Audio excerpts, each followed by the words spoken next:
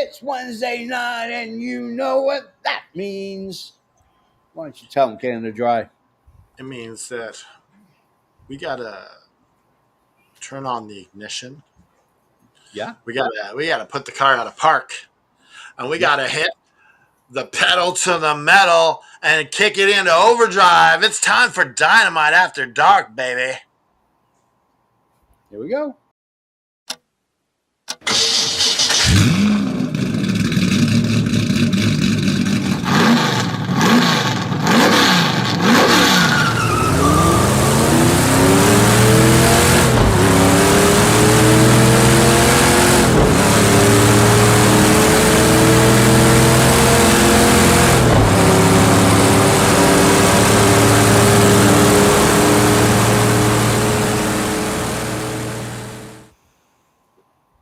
Holy guacamole. It's Wednesday. Hump day for some, wrestling for others. Let's all gather. Let's talk about wrestling. How you guys doing? I'm the JFB, James from Boston. You're Chief Shenanigans Officer. Hell yeah, I am. If you don't call him, keep the supper warm. Wax poetic and all that stuff. Oh yeah. Book I know it. I'm doing all the JFBisms. Wow. I am, of course, your Canadian hero, the patron saint of professional wrestling. I am that gingered up, bubbly son of a bitch. I'm Canada effing dry. You know why I'm Canada effing dry? Because Big Ginger Ale has come after me, and we gotta put that effing in there. So, Canada effing dry. All right. How about the guy below you? I did, but before I pass the baton, I just want to say that we got an interesting thing in the flower shop tonight. Oh. So you know how we talk about it in the middle of the show. I just want to get it over with. Okay. So I want to talk about your favorite tag team that never won the gold. Wow. Your favorite tag team. Wow. That's hard. That's deep diving there, my friend. These are things that like can't really be a podcast, but they're good enough for a one-off discussion on Dynamite After Dark. Oh my god! I mean, I'm trying to go through like even tag teams. I don't even know who they are. I know who they are. I hope so. You thought of the question. Yeah, I thought of my question based off this team, and now I'm going to pass the baton to the Lord Ryan Rich. Ladies and gentlemen, both genders, I know your genitals are being tickled right now, listening to the sound of the one and only, better than your boyfriend, Lord Ryan Rich, following another Dynamite with these three fine gentlemen. These are the three best friends that I ever had. The three best friends that anybody could have. Yes. I don't want to get any copyright strikes for this. I will. I don't want you to either. Brought to you by Miller Lite. Hey. The unofficial drink. The unofficial, soon-to-be official Miller Lite. Pay attention. Hashtag not a sponsor. Hashtag I want you to be a sponsor. Hashtag we want you to be a sponsor. Yes, that's cool. Yeah. Sponsor it. I should just edit this afterwards and block it out. Babe, that's a stinky idea. And now I throw over the frisbee to the EVP Joe. Yeah, he caught it. He's sprayed some froth. Ultimate frisbee team right here, baby. We're going. Yeah. Pretty soon it's going to be in the Olympics, and we will be representing Team AFW because we know who needs to be on that team. Anyway, you know, it's Yoshihara. Oh yeah, he'd be the captain. Like that man knows. He's better than all of us. Yeah, but you all know it's me, It's the EVP here on a Wednesday night. Freaking hot. I'm so tired of the heat already. I'm ready for the winter time.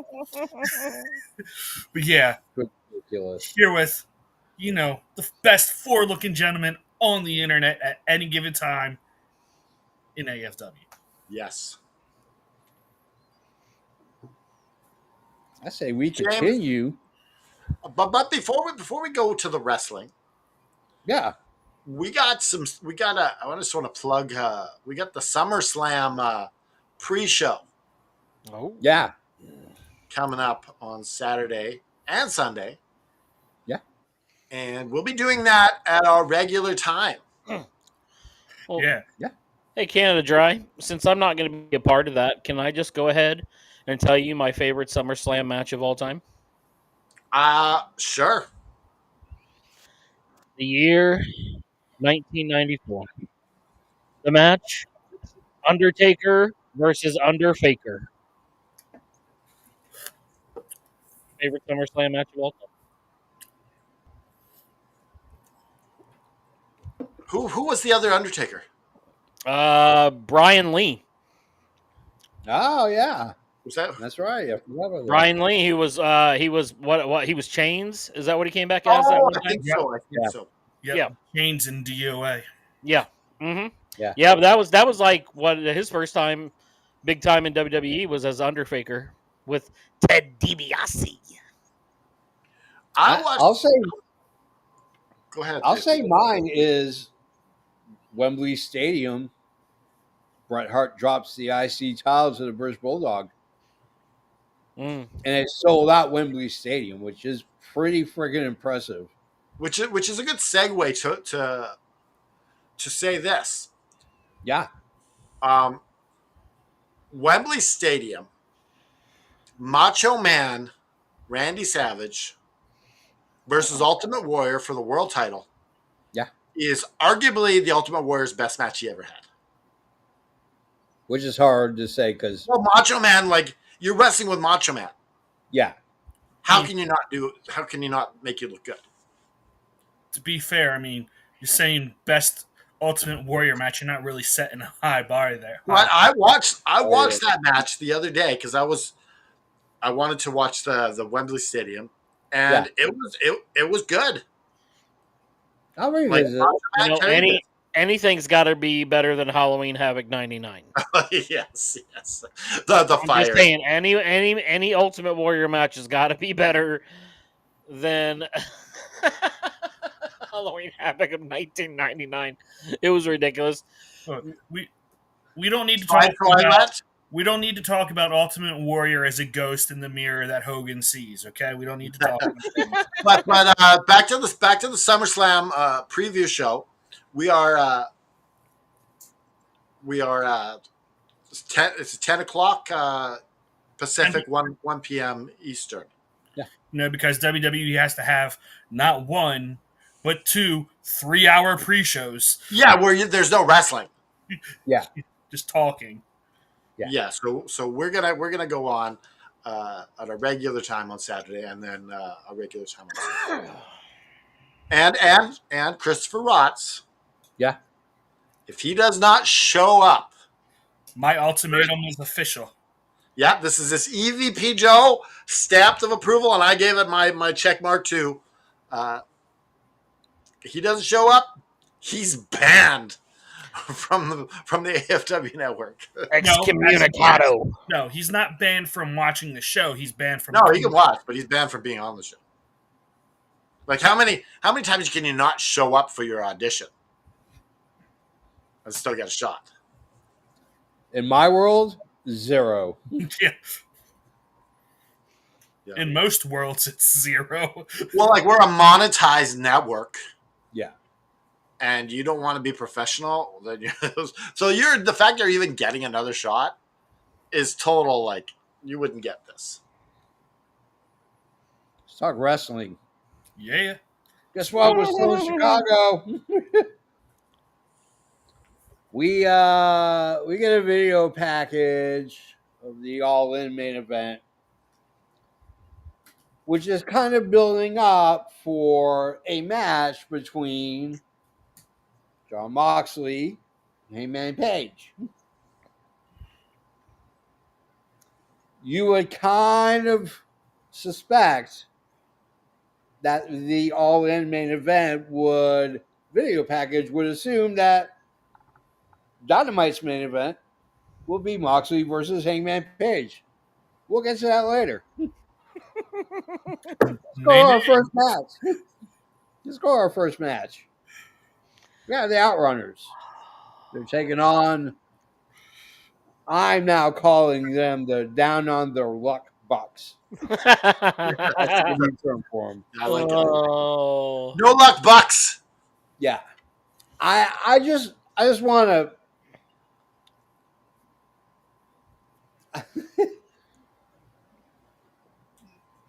the Outrunners tights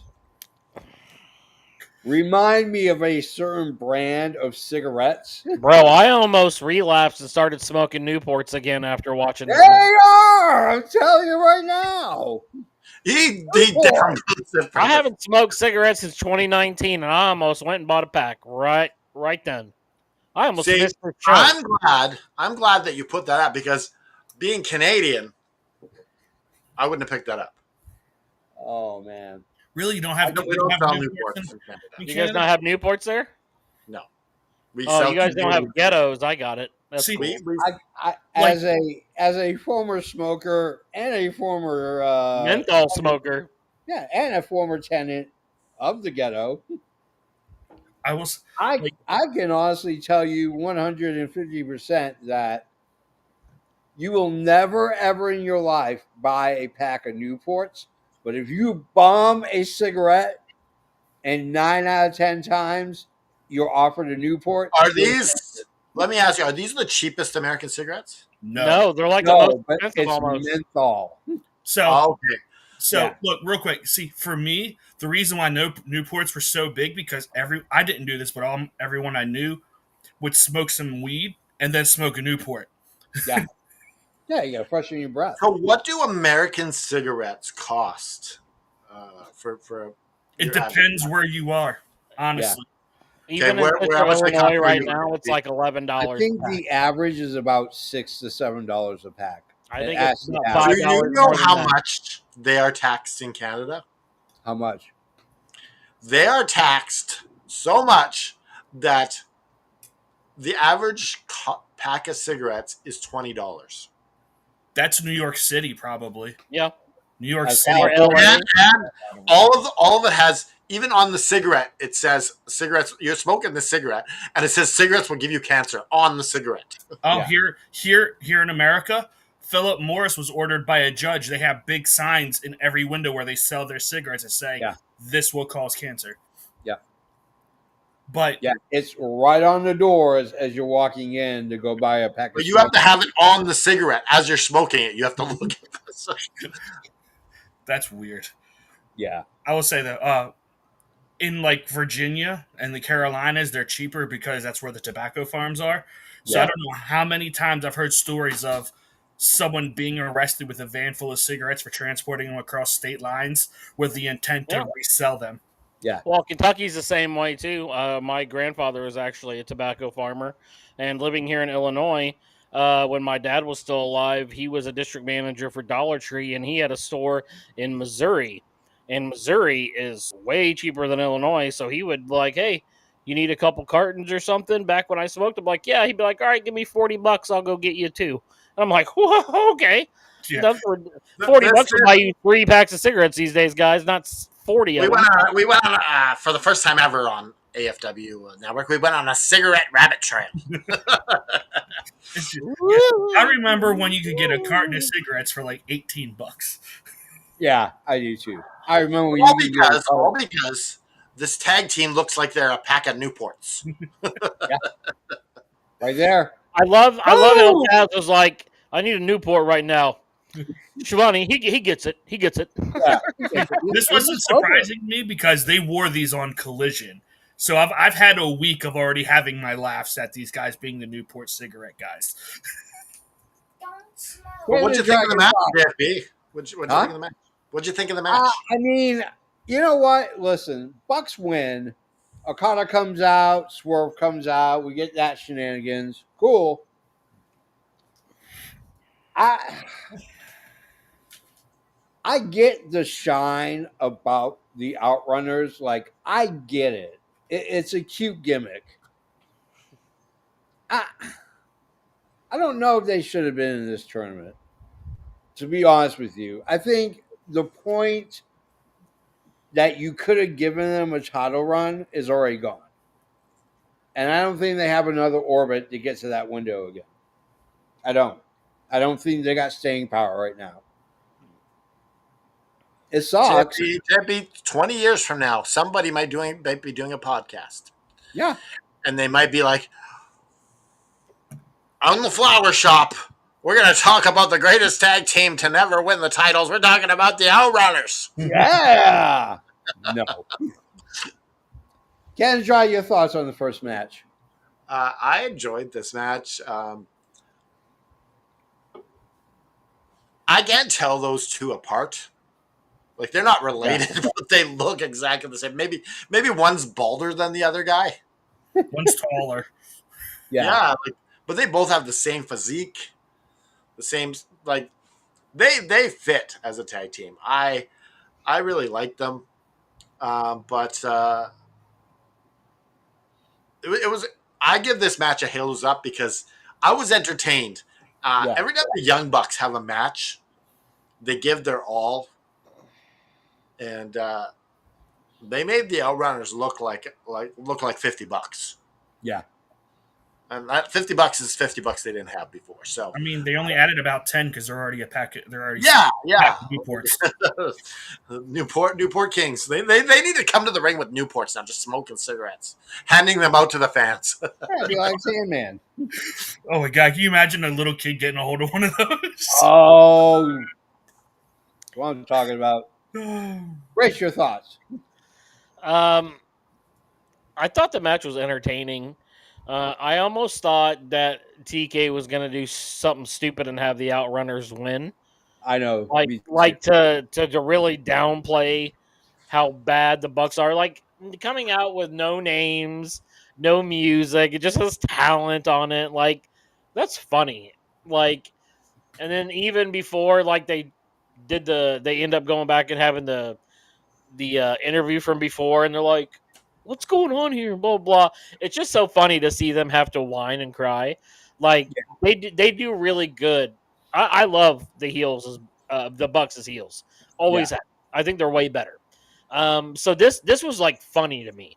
I do agree though. Like I think with JFB, I don't think necessarily they should have been in here. I think the reason why they were included is because FTR is on the other side of the bracket.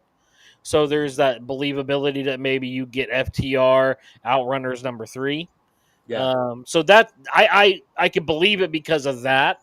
The match itself, like I said, was pretty fun, but the Bucks should have won, and they did win, which I thought was good. I thought it was funny that Okada came out afterwards. That was pretty funny, and then Swerve coming out and blah blah blah. It's going to be interesting to see that match too. But I give the whole thing a halos up. I thought it was entertaining. All right. Joe. Before Joe goes, I just remembered something. One of our fans of our show, she's always commenting. She says she always loves our show. She said that her friend passed away, and I just want to give her a shout out. Katie Marie Hansen, halos up for your friend. Sorry for your God loss. bless you. Sorry for your loss, and hopefully we can put a little smile on your face for the shout out to you. Go ahead, EVP. The wrong team won, and I love that. The Bucks should have lost because it fits the story and the gimmick right now. They came out as jobbers, guys. They didn't get a music entrance. They didn't have a nameplate. It was literally a generic plate. It said what? Name and social media. It said talent and then social media underwards. I mean, it wouldn't have hurt the Bucks to lose. And I'm not even saying that, like, also because you're, like you said, you're teasing FTR and Outrunners 3. I mean, obviously they tease something else later, but I just want to see the Bucks hit just complete and utter rock bottom. And they're only like sort of teetering and flirting with it at the moment because they act like they're getting no respect, but they're still winning the matches. They should lose the matches as well. Just the whole kit. They need to go like Sad Corbin. Yeah. I just personally, because look, they're heels. I want to see them hit rock bottom and be redeemed as the best tag team in the world as baby faces and come back and make a comeback. I want to see that like when Eric Bischoff had to be the janitor in WCW. But other than that, like this, And maybe that's the exact reason why Tony Khan is not doing this right now. He's like, let's not follow the blueprint of the company. We've already surpassed their Monday night shows. Let's not do that. But the match was phenomenal. I loved it. Yeah. It was a great way to start the show. I'm not going to lie. Look, the Bucks aren't going to put on a bad match. I don't care what anybody says. You know what? I would like to see possibly next week or at a pay-per-view where the Bucks are already in the ring as you come back from commercial. Oh, yes, that's gold. And then the other team comes in. That'd be hilarious. And then it just says Matt Nick. That's it. That's basically what we got tonight. Matt J and Nick J. Yeah.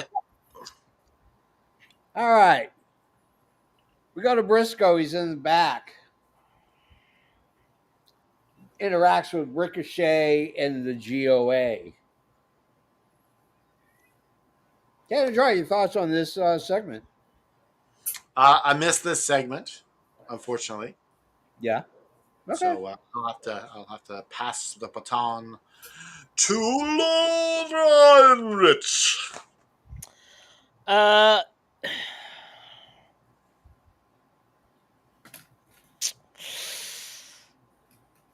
don't know how much I'm buying serious Briscoe, guys. I don't know. We'll get further into that later on. But the exchange with Ricochet I thought was funny. It served its purpose to set up the match later on. Yeah. Not knowing it would be our main event. Wow. Okay. We'll get to that later. But yeah, it was serviceable. It was fine. It set up what it needed to set up.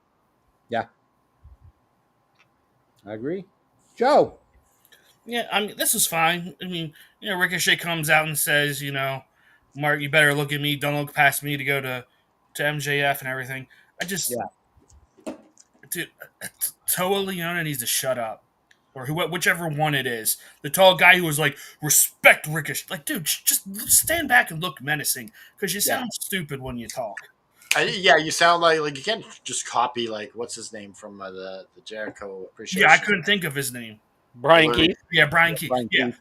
Brian Keith is funny because he's freaking short in stature and he's getting all big like he's going to do something. Like, you don't. Yeah, and if he's saying it, you just sound like you're copying the other guy. Yeah. Yeah. All right. That's all I got. I mean, I'm going to talk about it later. I love Mark Briscoe. I've been a Briscoe fan for a very long time. I have stood in line for hours just to get the opportunity to shake their hands and get their autograph. Mark Briscoe is a treasure because no matter what you ask that man to do, he's going to do it. He's going to do it because he loves and respects professional wrestling. And I don't think there's anything wrong with that. We go and shift gears to MJF. He's backstage. He cuts kind of a square heel promo. Excuse me. And I feel like this is the promos he's going to cut when he associates himself with the Hurt Syndicate. I don't like that version of MJF. I made it vocal for the last couple weeks. He knocks on the door. Shelton Benjamin comes out. He asks where Bobby is. Bobby's not here. I think he said MVP is not here as well. he takes off the watch and throws it on the ground. Essentially tells MJF, you are no longer part of the Hurt Syndicate. Can you dry your thoughts? I love this. It seems to me we're probably going to get one more segment of this. Yeah. And it's going to be with MVP. Yeah. What he's going to finally do the last thumbs down. And there's something, it's going to lead to something with MJF and them. But I'm along for the ride for that to see where it goes. I like this promo, and I like that MJF is coming off as this. Please no, I love it because it's like when MJF finally gives his comeuppance, it's going to be awesome because of the sniveling. Yeah, these guys are going to get their comeuppance. Don't worry, MJF has got something cooking. Yeah. So this is a halos up for me. All right. Well done, Rich. This was a fun segment. I enjoyed it. The fact that Bobby isn't there, and so MJF goes into spiel like, "Hey, now that Bob's not here, me and you and MVP talk." And he's like, "Well, MVP's not here because he's disgusted with you." And then he's like, "You want to go around give all these gifts," and he shows him the watch. He goes, "You don't think I'm not dumb enough to tell a fake Rolex from a real one?" And that's when he drops it on the ground. He's like, "We've been on you the entire time. Like, we've already known who you are this entire time. The only reason why you didn't get pummeled is because MVP was willing to stick his neck out for you. So that's why MVP has to be the last one to give him the thumbs down, because he was the one who was really trying to get him in there. So I like where this is going. As far as interactions that could go, I'm going to reveal what I think is going to happen when we see MJF again later on tonight. Okay. Before Joe goes, I just want to say that it looked like they were like in the hallway of some broken down apartment where you go to get your weed back in the day. Yeah. I'll be happy when they leave this place. That's called the Aragon Ballroom, dog. Yeah. It's a trap house. EVP Joe, go ahead. Tell us what you think. Yeah, this was fine. I thought this segment made I'm drawing a blank to his name all of a sudden. Not MJF, but Shelton. I thought it made him seem kind of stupid. It's the most he's talked since. And I think that's a bad thing. Because honestly, like, I don't understand this whole, why did you vote yes for him to be in the syndicate if he gave you a fake ass watch? Like, the logic just isn't there. Maybe he liked the girls. There you go. I don't care. You can get me a Seiko calculator watch or Casio calculator watch. I will say, though, the best thing about this is the way he got the thumbs up is the complete opposite of the way he's getting the thumbs down. Yeah. It went MVP, Shelton, and Bobby. Now it's Bobby, Shelton, and obviously MVP. I get. Yeah. And Shelton wasn't the only one to have a problem on the mic tonight. I'll just throw that out there. Oh, yeah. All right. Shivani's in the ring. Holy cow. Christian Cage comes out. I'm startled and confused. He's coming out to the patriarchy theme. He gets in the ring, talks about Nick Wayne, talks about talks about Adam Copeland, goes back to Nick Wayne, building up the feud. HBO Max takes a dump. I finally get it back on. I see Nick Wayne beating the living hell out of Christian Cage. Oh, you missed most of the promo. Yeah. But I saw probably one of the nastiest concertos I've ever seen in my entire life. They brained him. They brained him. Yeah, Kip Sabian and Nick Wayne brained Christian Cage. something nasty. It looked good. It looked fantastic. Kevin, Dry, your thoughts?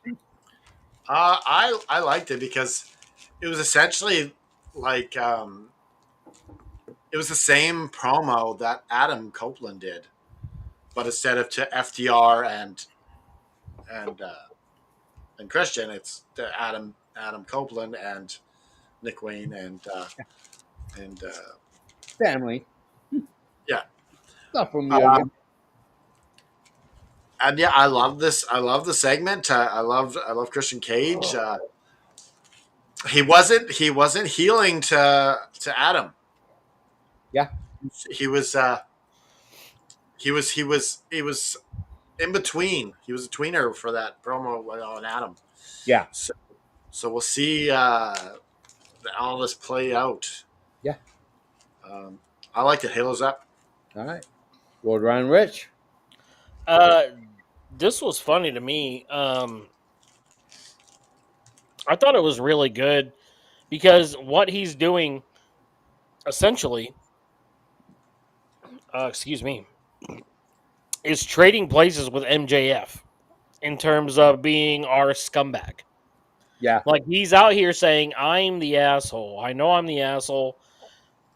You guys in the patriarchy thought I was an asshole, but that was because of past traumas that I had as a kid. Whereas you're acting out because of entitlement. Yeah.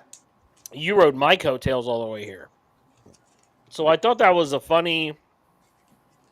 And Lord Rich, may I add? Excuse me, I'm conducting business. He says this 3 times. Because he messed up so many times during this promo.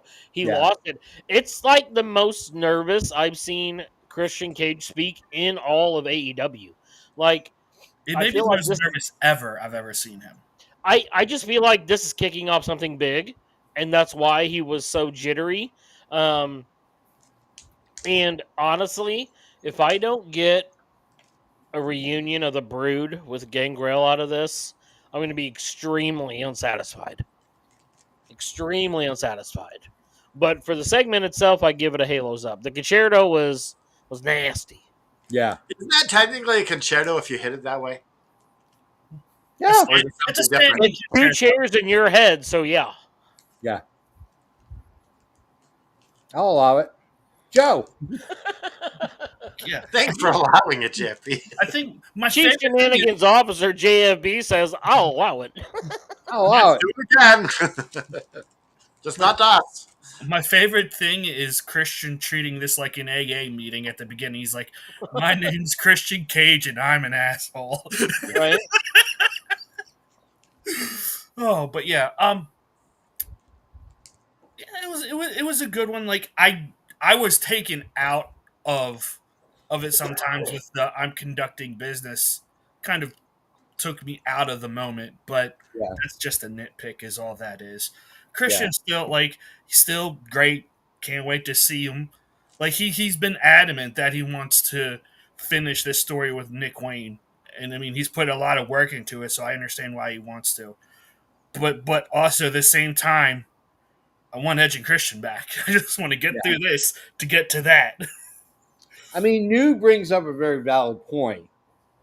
I think the problem is that it's hard for Christian Cage to play face. It just is. His natural state is a heel Christian Cage. That's his natural state.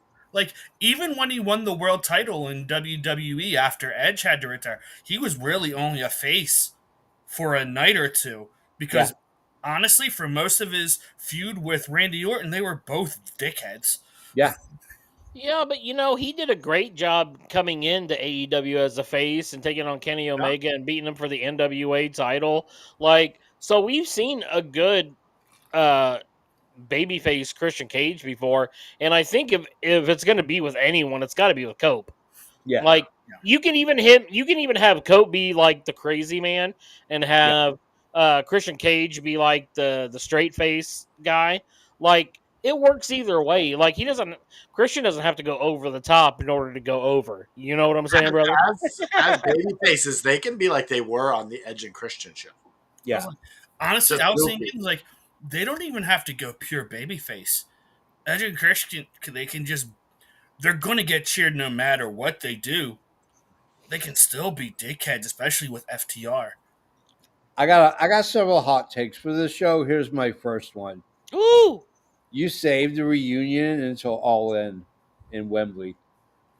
Imagine the pop I when think they unite.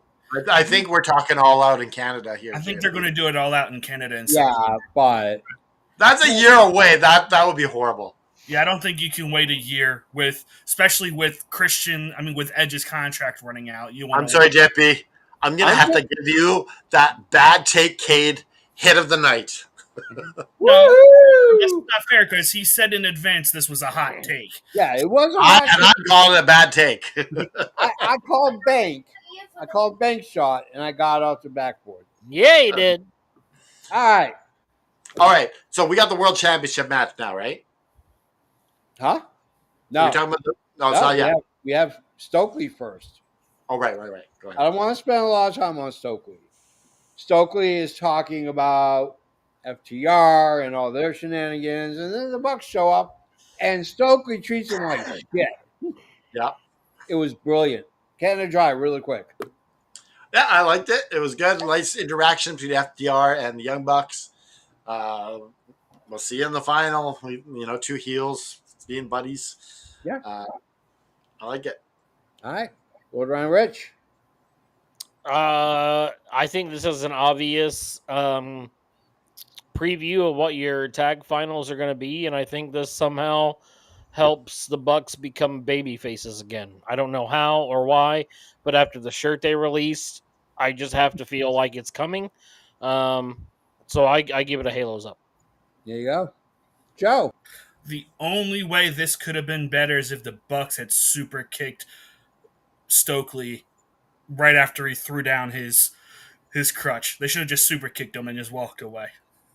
Yeah. After all the disrespect, just kick him and call it a night. Yep. All Okay, right. this is now we got the world title, right? Yeah. Okay, now here's my hot take. Uh-oh. It's fine that you're putting this match where it is. Wrong. But let me finish. But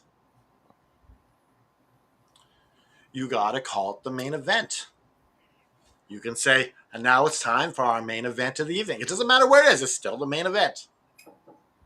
That way, you're putting it and giving it importance. So you're going to put the previews in the movie during the middle of the movie? Listen, if you, And call it the previews? let me finish. Now, obviously, it's better at the end, but if you're gonna do it, at least say it's the main event, and don't later on have Taz say this is our main event with Ricochet and Mark Briscoe. So I got something to add.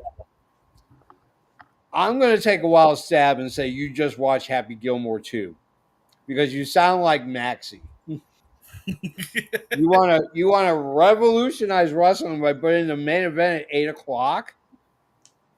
You can't do that.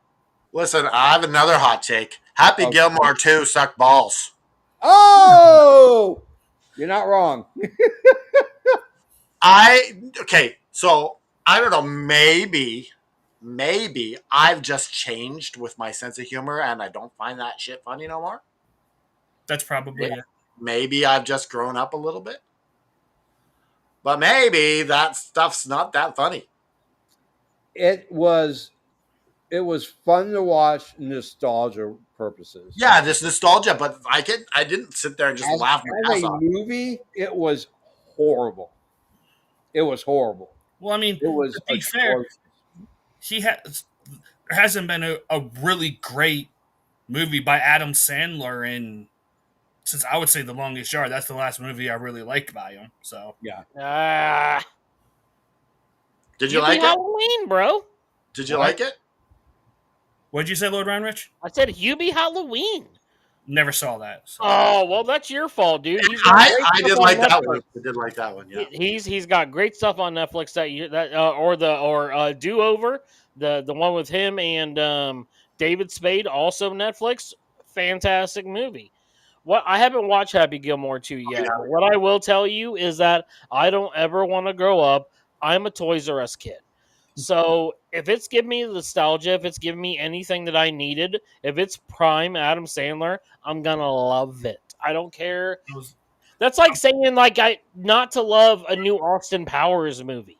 like, Like that just makes absolutely no sense. It doesn't matter how old I get. I'll be 85 and I'll be laughing at Happy Gilmore and Billy Says Madison. Austin Powers is actually funny. no. So I'm about 45 minutes into Happy Gilmore 2, and I've laughed my ass off so many times just because it's Okay. such a nostalgic callback Yeah. to Happy Gilmore. Exactly. I'll say this about Adam Sandler. If you want to know what Adam Sandler is actually capable of as an actual actor, not as Adam Sandler playing Adam Sandler as we expect him to be, Which one, JFB? the two is Punch Drunk Love, And Uncut Gems. yes, I knew that's what you were going to go to, and I agree wholeheartedly. Amazing movies that showcase Adam Sandler. Especially Uncut Gems, because Yeah. it's so different. Yeah. Okay. I'll have to check out that second one. Can we go back? Can I say something? Can we go back to Canada Dry's hot take here about how just say it's the main event? I Yeah. agree. I think they did this, but they didn't harp on it enough. They should have said, this is our main event, and it's going on now because there's an hour time limit, and this is an important. Exactly. Hype up how important this match is. See, And but then- they did. and They then on talked top about of- it. And then on top of that, there's a part 2. Make the women the main event. That was a main event worthy segment, not Ricochet. No, but they shouldn't even call that. Like later on, they shouldn't have called it Mark Briscoe in that main event. They just say this is another match. Our See, but closing that's match. the thing. They during the Hangman match, they're like, "Well, we have other matches scheduled, but we're gonna stay with this as long as it can because every world title match is 60 minutes, and this match started at like 5 till 10 till something like that." Yeah. So like they're giving you the illusion that maybe this could go the whole time, but they never call it the main event. It was never gonna be the main event. I feel The problem with this is it should have always been the main event. This match should have started at 8:15 and taken the rest of the time. Yeah. Everything else should have you been could done have fit beforehand. anything else. Everywhere else, you could have fit it before that. I forget that you're an hour behind me, Lord Ryan Rich. I was like, you want the match to be an hour and 45 minutes? Oh, yeah. All right. Let's talk about the actual match. Hangman Page versus Moxley. We get shenanigans. The Death Riders come out. Marina Shafir gives them the belt. He clocks Hangman Page. The ref wakes up. Security ushers them out. As they're getting close to the exit, Darby Allin shows up. And guess what Darby Allin does? He flies. Jumps off the balcony. Jumps off the balcony onto those guys. Hangman Page gets the win.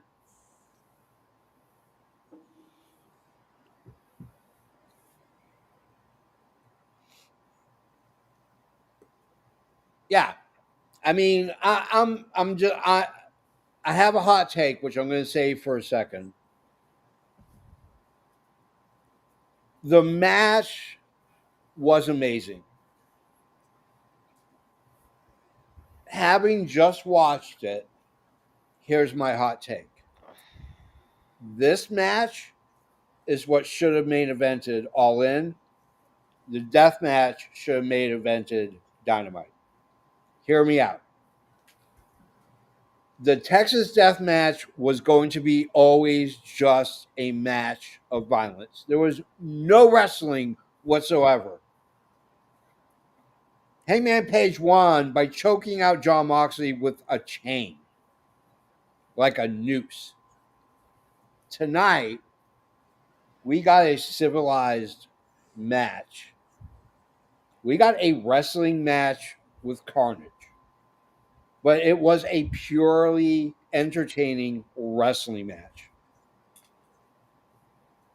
I would have loved to have seen a 16-minute main event of nothing but wrestling, chain wrestling at its best, and got the death match for 30 minutes on The Dynamite. only thing that I might say, you might not be able to get away with some of that stuff on TV. They've had a death match on TV, Not quite to that level. Like, I don't and know. and blood and guts, Well, which is maximum amount of carnage, as it is a steel cage with a top on it. Canada Dry, your thoughts on the match? yeah, this match was chef's kiss, halos up for me. I thoroughly enjoyed this. Uh, like I when Mox doesn't have the belt, I appreciate John Moxley. Yeah, I appreciate him as for what he can do as a wrestler. Because my eyes aren't jaded with get that belt off of him. But I really enjoyed this match. Hangman Page, John Moxley, they left all around. I loved the tease of John Moxley's actually going to take the belt. yeah, Yeah, they suspended disbelief for me for a few seconds, and that's what I love about pro wrestling. When the doubt comes in, you're like, he's really going to do it. They're going to give it back to Mox. So yeah, it was a good match. all right, Lord Run Rich. The match I thought was spectacular. Yeah, In my mind, going back to what Canada Dry said, all I kept thinking is, how mad is Joseph Graham going to be when John Moxley gets the title back? Not I'll tell you. not just Joe, I me and JP too. I told myself in this match, I was like, as much as I love Mox, if he wins this title tonight, I'm not doing the podcast because I would not have been enjoyable. But I would have been miserable. As much as I love Mox, I'm like, I don't need that. I'm good right now. Now, I also understand JFB's point, talking about he thought the matches should have been flip-flopped. I'll tell you why I understand why it wasn't and why this was still a disappointment. yeah, You prove it all in that when everything's out the door, that Hangman can beat John Moxley. So everything goes. This match is supposed to prove that Hangman can do it without weapons, without anything else. Yeah. Just him and Mox, the main big bad of AEW, in a squared circle. Yeah. So for me, saying everyone's barred from ringside and then having a distraction to where Marina Shafir comes in completely, 100% completely cheapens the match. yeah, There's no reason for it. All they did that for was in order to get Darby Allin a spot. That's the whole reason why they did that, and I don't like it. Find some other place for Darby Allin to be in the show. like last week. This is supposed to be barred from ringside, so let me see that so that way I can believe that my babyface champion can beat the big bad on his own with no weapons or no anything else. That's why this should have been the main event. I the only reason why I can understand is that maybe like the 8 o'clock ratings were dipping a little bit, so he's like, let me try to bring in people on the second hour. That's the only reason. That makes sense. But even still, I don't like it. Like, you're supposed to be building and making me watch your whole show in order to get to that point. So I don't like that, because after this match, I have no reason to watch anymore. To piggyback on your thought is because then you can promote this through the whole show. It's coming, guys. It's coming. And they did a great job at promoting it until the point that the match came on. I was like, why is this coming on now? I was shocked. Yeah. I give the match a Halos up. I give the match a Halos up. I don't like the shenanigans, and I don't like the placement. Do you know what I thought right away when it came on? I thought of CM Punk and John Moxley when they did this. Yeah. And I was like, uh-oh. No, I just assumed, and rightfully so, that there was going to be shenanigans. Yeah, But we got a good match out of it. yeah. I'll address the main event at the main event. So we come back from break. It's Athena and Tony Starks taking on Alex Windsor and Tony Storm. I want to address one thing really quickly. They always introduce Tony Storm from stage 7 on the Warner Brothers studio lot. I've worked for Warner Brothers before. I have been to that stage. It is one of the oldest lots in the world, and it is the home of one of the most perfect films to ever be made, Casablanca. So there you go. That is your moment. Knowledge is power, which we don't have a video for yet. That's okay. I'll have to send it to you. I'll send it to you. There you go. All right. Here's my next hot take. I don't get Alex Windsor. I think she's a good wrestler. I think she's very good. But I don't get her. Is she in AEW because she's eventually going to come out of her shell and be a actual gimmick and a character that I can understand and decide whether or not I want to keep watching? I don't get it. She's not that at all. I'd like to go first whenever you're done. All right. Athena and Billy Starks gets the win. I'm going to say this about Billy Starks. I thought at first that I was not going to be a fan of her as a heel. I love her as a heel. She's freaking adorable. Yeah. Either way. Yeah. She is just adorable. And I like that she's getting this shine because when she does eventually turn on Athena, which she will, it's going to be so sweet. The payoff is going to be amazing. Lord Ryan Rich, you go first. So we all know that Alex Windsor is the betrothed of Will Ospreay, correct? Yes. Yep. So there you go. That's why she's there. Number 2, I feel like Tony Khan is trying to recreate the secret sauce that was Jamie Hayter. Like, if you look at Alex Windsor now, her body type is almost the exact same that Jamie Hayter's was when she came back the second time before she got injured when she went on that run with Britt Baker. Like, yeah. I think that this is the babyface version of that. Now, how long it stays around, I don't know. But I think that's why she's there outside of, being with Will. The tag match itself was fun. Billy Starks has already turned on Athena once.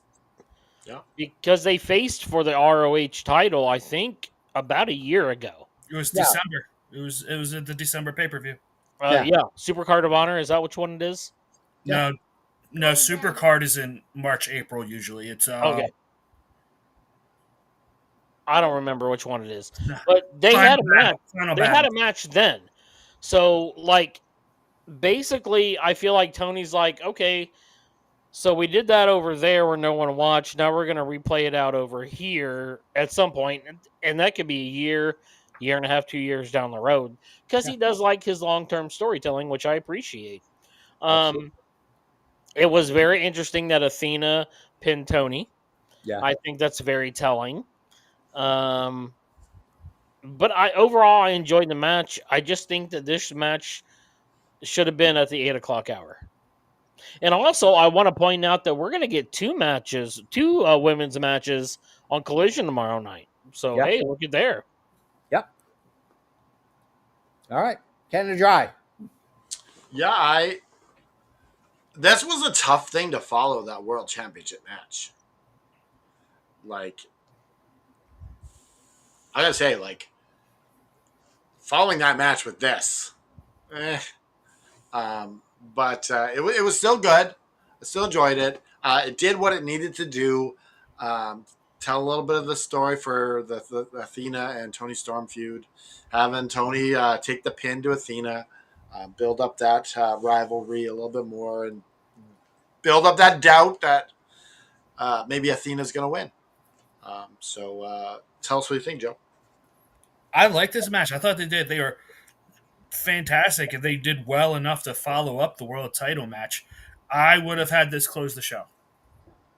That's me personally. If you are dead set on having the world title at the 8 o'clock or the 9 o'clock midway for whatever reason, this should have closed the show. Hands down. No questions asked. I don't like Athena pinning the world champion. Kind of takes away the moment when she actually does. Personally, I think because If she does. no, see, she has to.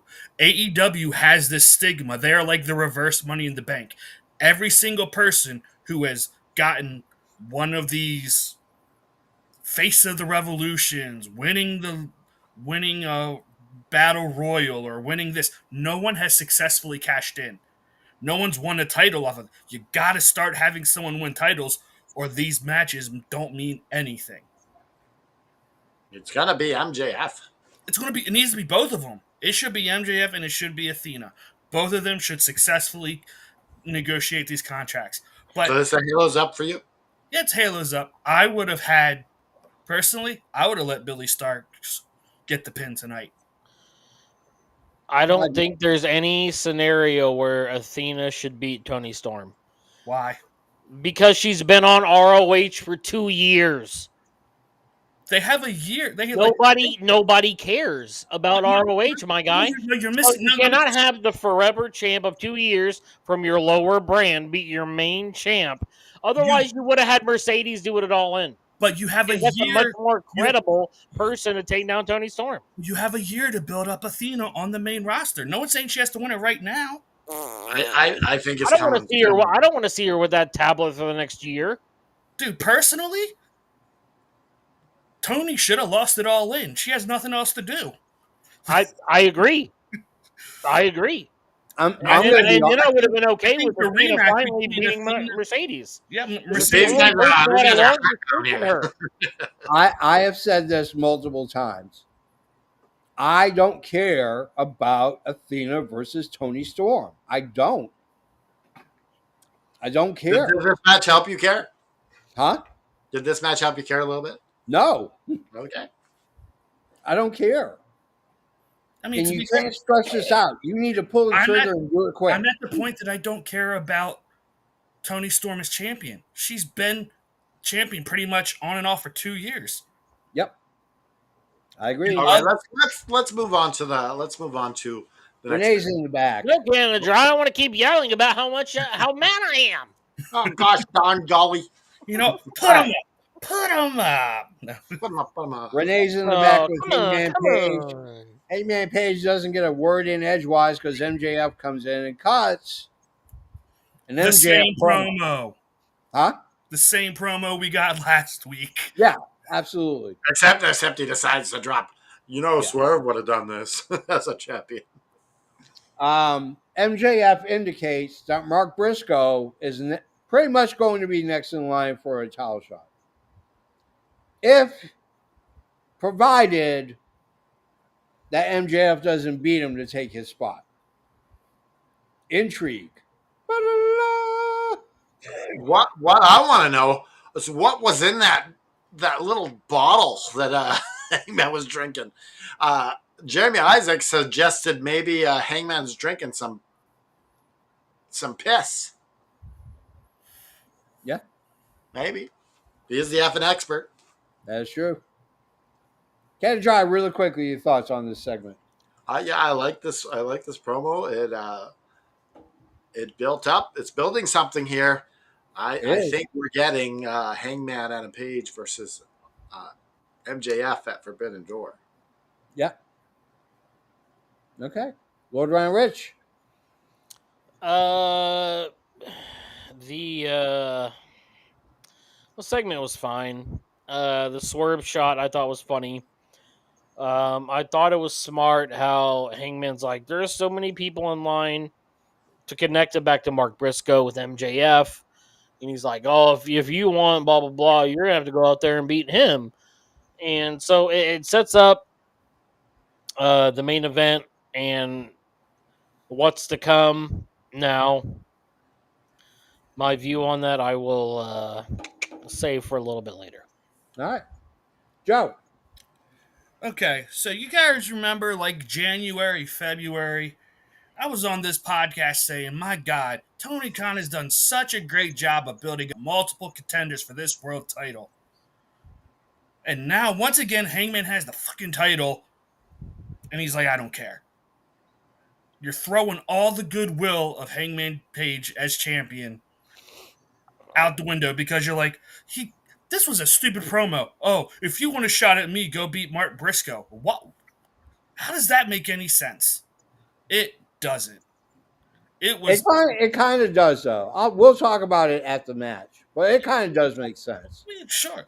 I just they did the first half of this year. There were so many contenders for Mox. It's such a great And Mark Briscoe has done nothing but lose until he started hanging out with MJF here.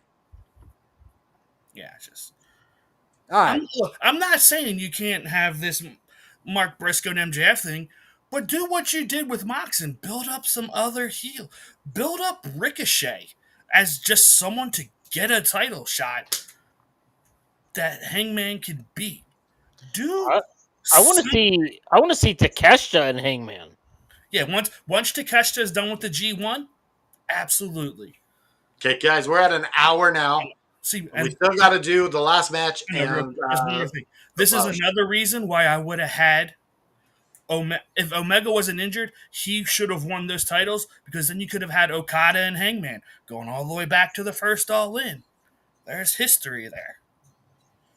So, okay, I'm done. I'm off this box. Willow's backstage. I don't want to talk about Willow. I want to talk about the last match.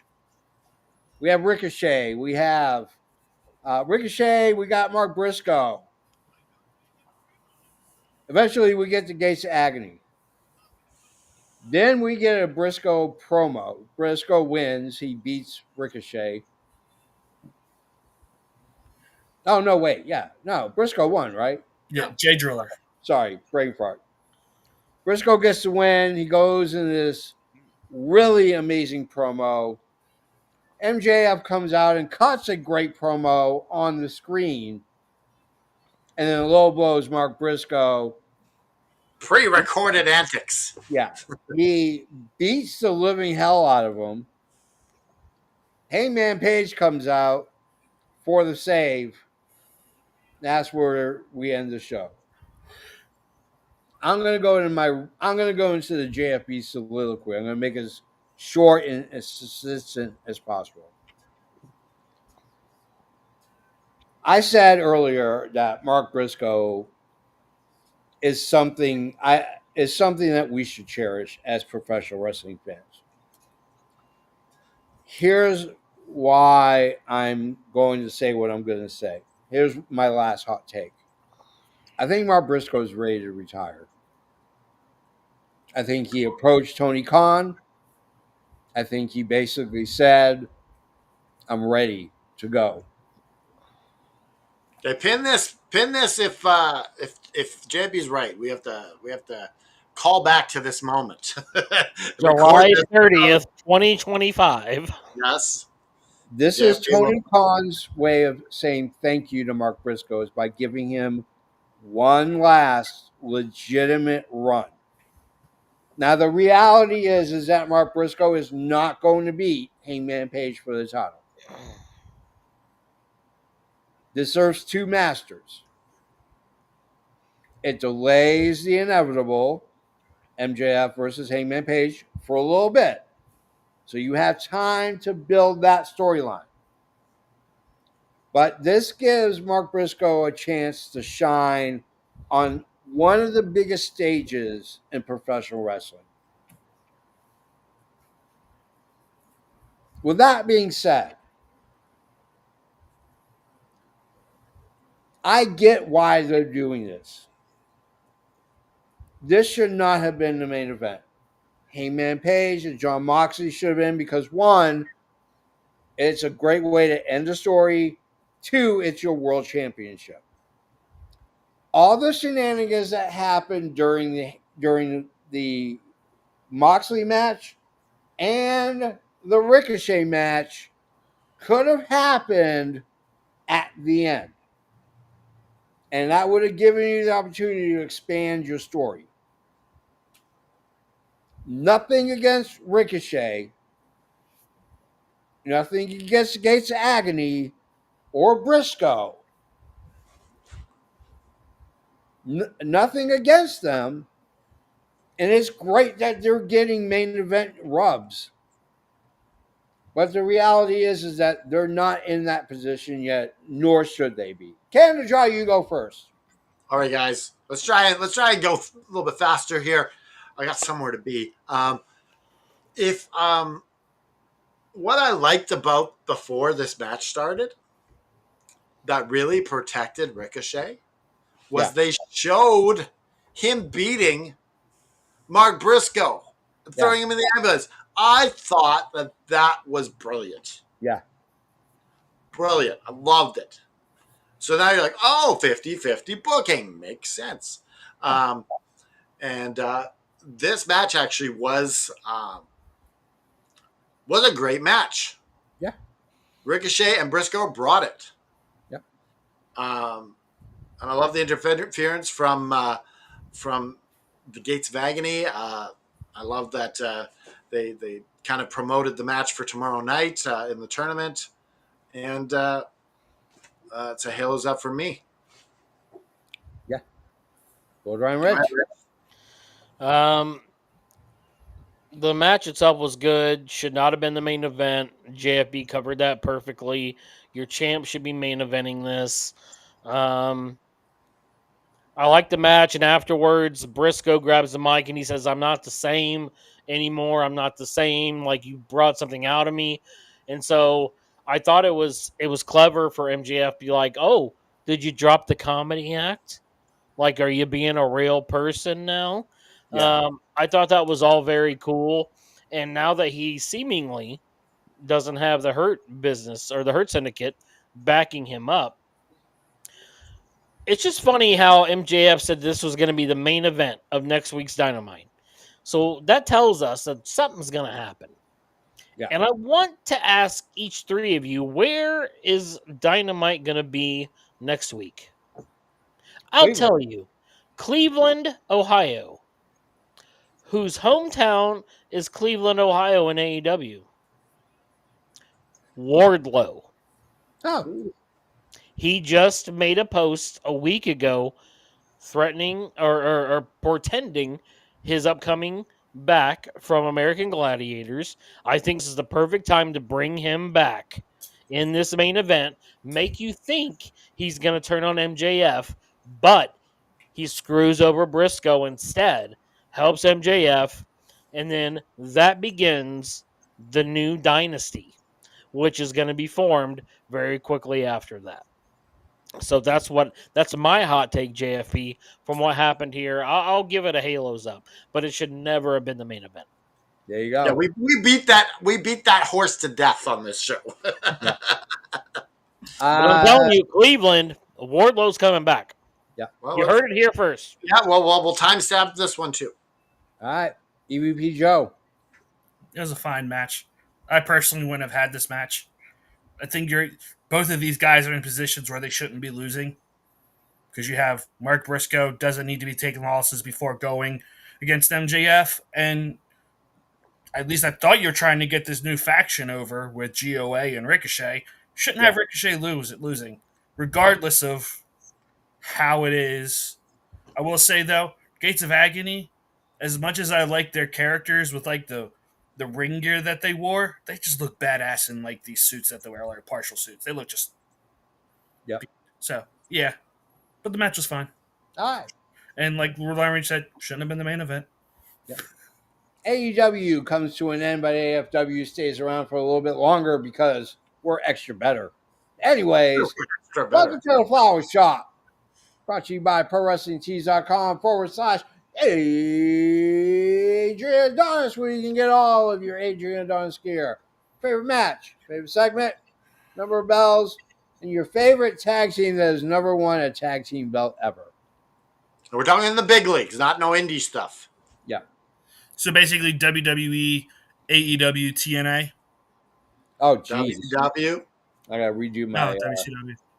I just counted them as WWE since they're all absorbed now. Yeah. I'll go first. My favorite match tonight is obviously the world title match. My favorite segment has got to be that promo by Mark Briscoe. I love the he's worried that he might go to hell. Pretty much, I loved it. And my favorite, I'm gonna give this show a 4.25. I thought it was a great show.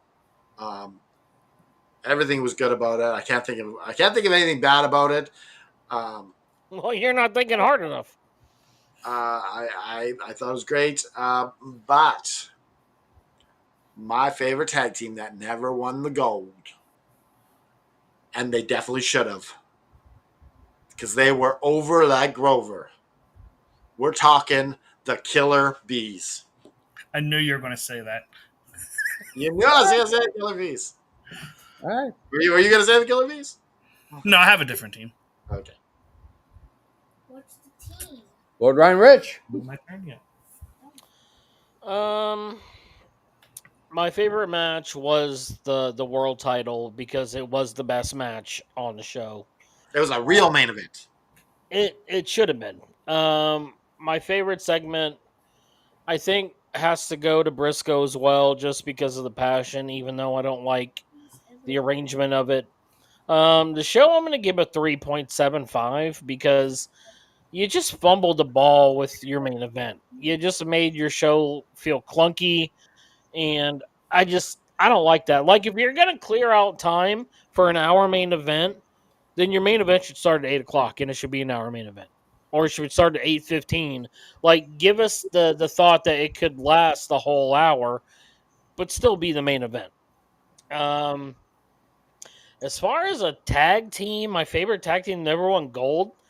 Man, I was out of wrestling for so long that I don't even remember. Outside of You don't pick someone. I'm giving you a tag team.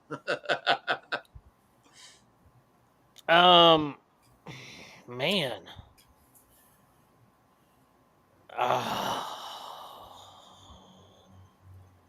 Don't make me give you a tag team, Rich. Give me a tag team. I don't know. You're getting assigned the Bushwhackers. Hey, You know what? there we go. If I would have known that, I would have said them 100%. That's fine with me. I'm glad for the Bushwhackers. Oh yes. Ah! All right. You know what? They pretend like if they would have won the gold, the fans would have went crazy. I didn't know I was gonna say Brian Pillman and Z-Man from WCW. I didn't know if they ever won the titles or not. Nope. That You then could I'll have say said that then. the Hollywood Blondes, Brian Pillman and Stunning Steve. I don't think they ever won the titles. They won't tag. Oh, they did? That's why I went with Z-Man and Brian Pillman because I didn't think they ever did. EVP Joe, let's lay it on us. Yeah. Okay, match of the night is the opening tag match, the Outrunners and the Bucks. My promo is Christian. Yep. I'm going 3.75 as well. It felt a little, not a bad show. It wasn't a great show. It was just one of the few times I've questioned why things are done the way they are. And then my favorite tag team, I could take the easy route and say the Outrunners because I love these guys, but I'm gonna throw it back a little bit to the 80s and the 90s. They never officially won. They won the titles and then it was never recognized. And it's Shawn Michaels and Marty Jannetty, the Rockers. Oh. I can't there you believe go. they never won. That's a good pick. That's a good pick. Yeah. All right. My favorite tag team is number one about. I originally was going to go with the Thrill Seekers from Smoky Mountain Wrestling, Oh, Lance Storm and Chris Jericho. But since getting dry, but a kibosh to that, I'm going with Brazongo.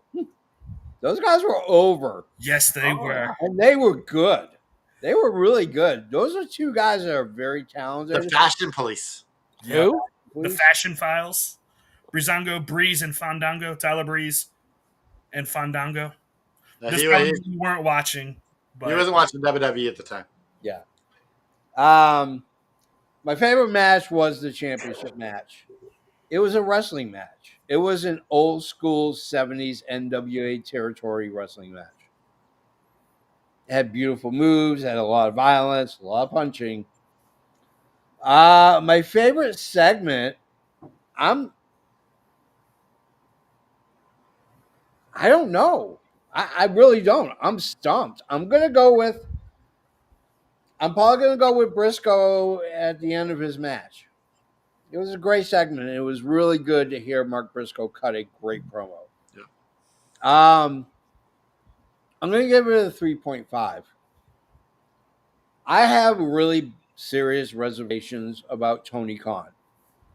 The two things I bitch about the most with Tony Khan is booking and time slots. They don't make sense a lot of the time. It just doesn't. And it's sad. But if you're going to be the alternative to WWE, then be the alternative. Don't do stupid shit. What did you say your grade was? 3.5. All right, what's the grand total? 3.75. There you go. There we go. That was some nice little easy math for you. Yeah. I All right. want to give a shout out to a friend of the show, Brian Idol, who won the NWA. Which title was the TV title? TV title. Yeah, one of the most prestigious belts in the world. He won the Arn Anderson title as well. Yeah. Good for him.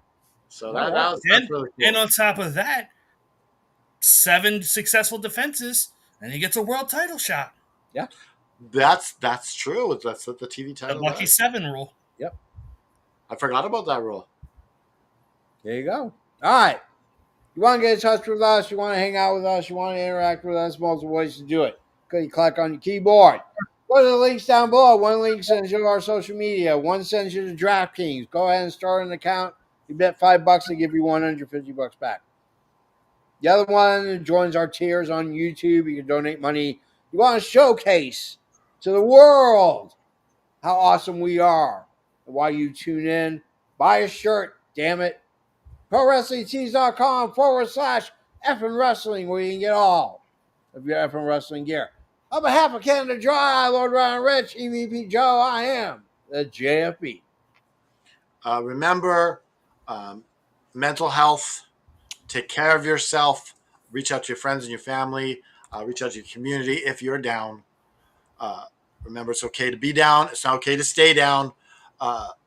You got to get out of that. You got to do whatever you can to get out, and we'll pick you up, lift you up, put one foot in front of the other, put the devil in the sharpshooter, raise your fist in the air, and say, just keep fighting.